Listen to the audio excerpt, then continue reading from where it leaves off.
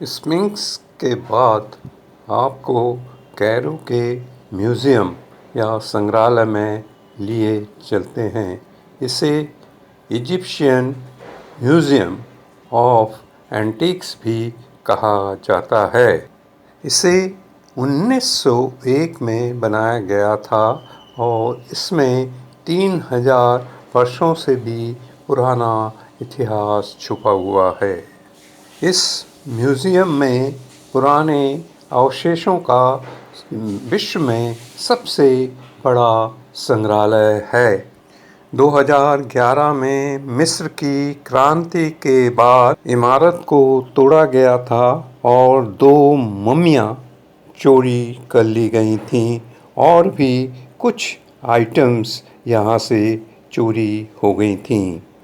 इसे बहुत क्षतिग्रस्त माना गया और इनमें से कई चीज़ों को बहाल भी की गई। म्यूज़ियम की गैलरी में कुछ महत्वपूर्ण चीज़ों को दर्शाया गया है, जैसे तूतनखामुन का गोल्ड मॉस्क, रामसेस III की प्रिजनर टाइल्स, हर्षपुट की मूर्ति और भी बहुत कुछ शामिल हैं। 2021 में यहाँ के 22 मम्मियों को शिफ्ट कर दिया गया फुस्टैट में मिस्र की राष्ट्रीय संग्रहालय में। जैसे रानी हेटेफेरेस की एक ब्लॉक प्रतिमा, इसके बाद रानी नेफरटिटी की एक काले ग्रेनाइट की मूर्ति, आमेनहोटेप II की एक मूर्ति और जिसे कि भगवान टेनन के रूप में दिखाया गया था। रैमसेस II को भी वहाँ से भेज दिया गया है, जो कि हम इस म्यूज़ियम में नहीं देख सकते। यह मिस्र का म्यूज़ियम फ़ैरो और ममीज़ के संरक्षण के लिए विख्यात है। ये 3000 वर्ष का इतिहास कहता है। इसके 5 भाग हैं। म्यूज़ियम के अंदर ज्यों ही हम घुसते हैं तो दाहिनी तरफ दीवार पर एक ग्रेनाइट का पत्थर लगा हुआ मिलेगा।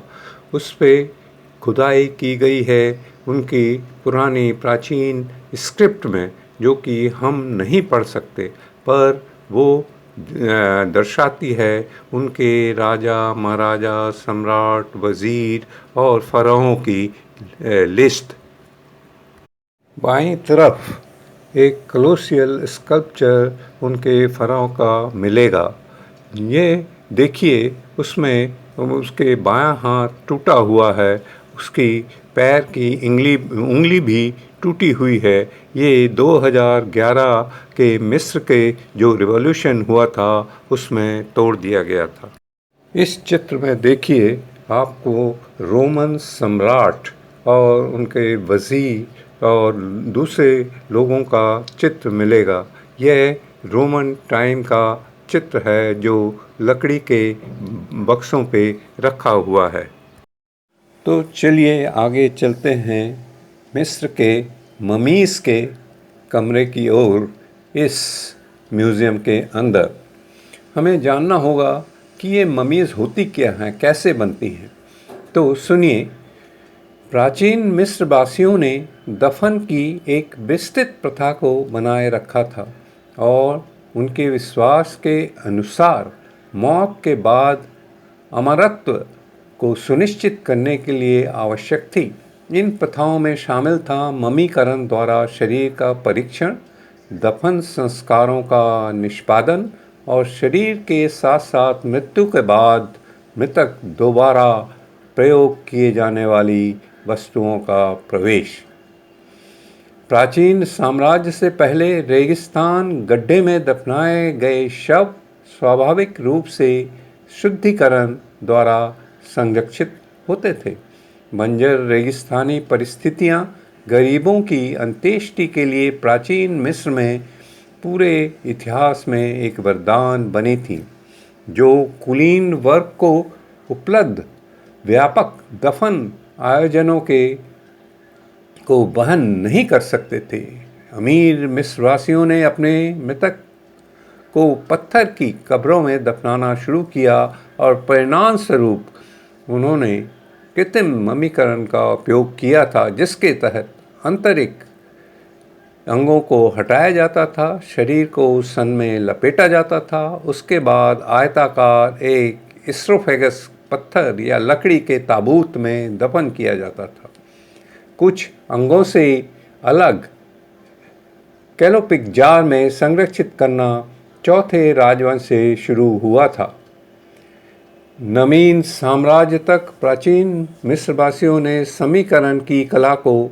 मम्मीकरण की कला को निखार लिया था। बेहतरीन तकनीक में 70 दिन लगते थे, जिसके तहत आंतरिक अंगों को हटाया जाता था, नाक के माध्यम से मस्तिष्क को हटाया जाता था, नमक के एक मिश्रण में जिसे लाटन कहते हैं, शरीर को सुखाया जाता था। इसके बाद शरीर को सन में लपेटा जाता था, जिसकी परतों के बीच में सुरक्षा ताबीज को डाला जाता था। फिर उसे एक सुसज्जित मानव रूप में ताबूत में रखा जाता था। उत्तरार्ध काल में मम्मी को भी चित्रित कार्टनेज के मम्मी के खोल में रखा जाता था। परीक्षण की वास्तविक प्रथाओं को टॉलमिक या रोमन युग के दौरान त्याग दिया गया और ज़्यादा जोर मम्मी के बाहर स्वस्थ पर दिया जाने लगा, जिसे सजाया जाता था।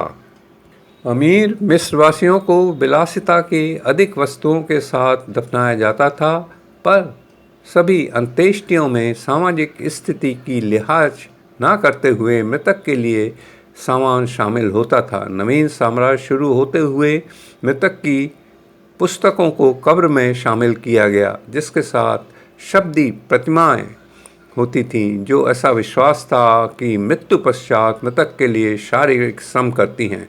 ऐसे संस्कार जिसमें मृतक को जादुई तरीके से पुनः जीवित किया जाता था, अंत्येष्टि का हिस्सा थी।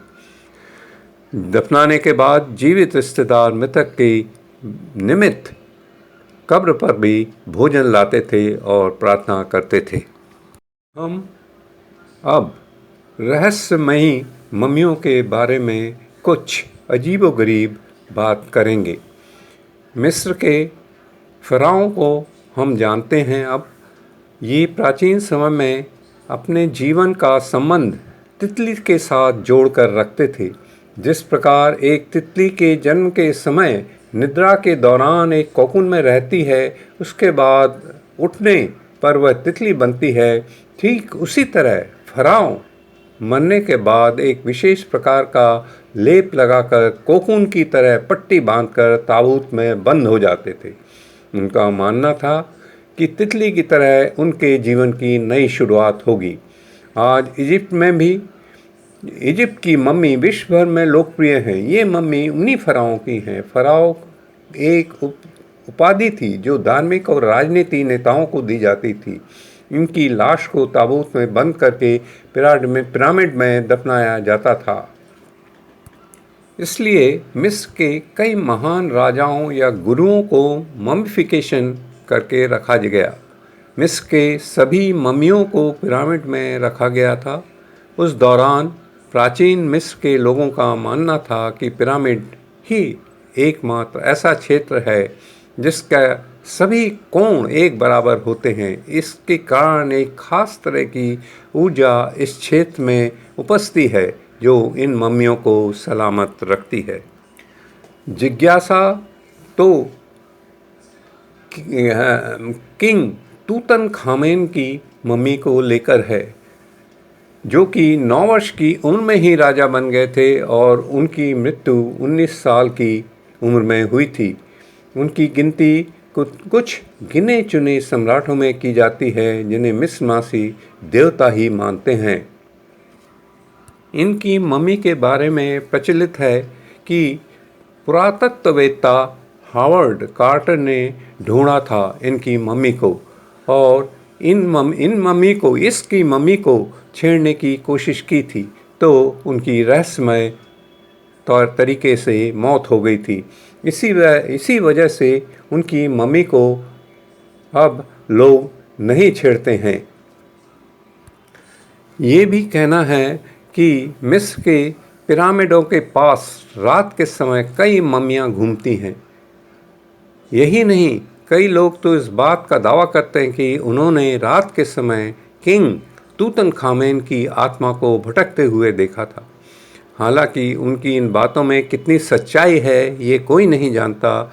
मिस्र की मम्मी से जुड़े ऐसे कई रहस्यमयी बातें हैं जिन्हें अभी तक सुलझाया नहीं जा सका। अब हम और आगे बढ़ते हैं। आपको बताना आवश्यक है कि यहाँ एक एक आइटम पे यदि हमने 1 मिनट भी लगाया देखने के लिए तो इस म्यूज़ियम को देखने के लिए हमें 9 महीने लग जाएंगे। तो हम आगे बढ़ते हैं देखने के लिए सोने की कुछ मास्क, सोने के कुछ मकबरे, सोने के कुछ ताबूत इत्यादि इत्यादि। इस तस्वीर में देखिए दाहिने तरफ एक सोने का मकबरा है। इस तस्वीर में देखिए यह एक ताबूत है पर सोने की चादर चढ़ी हुई। इस तस्वीर में आप देख सकते हैं कि रानी का ये सोने का मास्क है। इस तस्वीर में देख सकते हैं कि रानी ने सोने के आभूषण पहने हुए हैं, सोने के वस्त्र पहने हुए हैं और सोने की लाठी इनके हाथ में है। इस चित्र में देख सकते हैं कि ये एक बग्घी है पर उसमें सोने का चादर चढ़ा हुआ है। इस तस्वीर में देख सकते हैं कि आपको एक कुर्सी दिखाई देगी जो सोने के चादर से बनी हुई है। इस चित्र में देख सकते हैं कि इस ताबूत में जो कि खुला हुआ है और मम्मी रखी हुई है, ऊपर का कवर सोने का बना हुआ है। इस चित्र में देख सकते हैं कि यह एक सोने का मकबरा है जिसमें कि मम्मी है और ऊपर एक जैकाल बैठा हुआ है। इस कुर्सी को देखिए, ये राजा महाराजाओं के फ़िरौन की कुर्सी है, सोने की बनी हुई। इस चित्र को देखिए, ये आइटम जो है ये राजा की सोने की मूर्ति बनी हुई है जो कि एक बॉक्स के ऊपर रखा गया है। अब आप दूसरे मटेरियल से बनी हुई कुछ आइटम्स देखिए। ये मटेरियल्स हैं काले पत्थर की मूर्ति, संगमरमर की मूर्ति और यहाँ के मिट्टी की बनी हुई मूर्ति। इसे देखिए, ये एक फ़िरौन का मास्क है जो कि काले पत्थर से बना हुआ है। ये मूर्ति को देखिए, ये स्फिंक्स की मूर्ति सरीखी एकदम म्यूज़ियम में रखी हुई है। ये फ़िरौन खाफरे का सिर दिख रहा है और सिंह के पैर दिख रहे हैं। इस मूर्ति को देखिए, ये वही फ़िरौन का सिर सिंह बना हुआ है पर इसका मटेरियल दूसरा है। ये एक ब्राउन पत्थर से बना हुआ है। ये मूर्ति को देखिए, ये श्वेत मार्बल से बना हुआ है। राजा फ़िरौन खापड़े की यह मूर्ति है पूरे साइज़ में, जॉइंट साइज़ में, और ये इसमें रखा हुआ है। इस मूर्ति को देखिए, ये मिट्टी की बनी हुई है और कलाकारी देखते ही बनती है। ये गांव के मुखिया की मूर्ति है। इन 3 मूर्तियों को देखिए, ये एक साधारण परिवार की मूर्ति है जो गांव में रहते थे। इन 2 मूर्तियों को देखिए, ये राजा रानी की मूर्तियां हैं पर इनके ऊपर अभी आभूषण, वस्त्र इत्यादि नहीं हैं। ये साधारण रूप में हैं। अब आपको एंशिएंट इजिप्ट के कुछ आभूषण या गहनों से रूबरू कराएं। ये देखिए, ये एक नेकलेस है।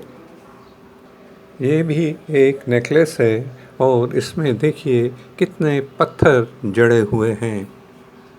ये भी एक नेकलेस है। बीच में देखिए कई चीज़ें लिखी हुई हैं, बनी हुई हैं, सोने की हैं। ये एक ब्रेसलेट है उस ज़माने का। ये भी एक नेकलेस है उस ज़माने का। ये एक ब्रेसलेट है उस ज़माने का।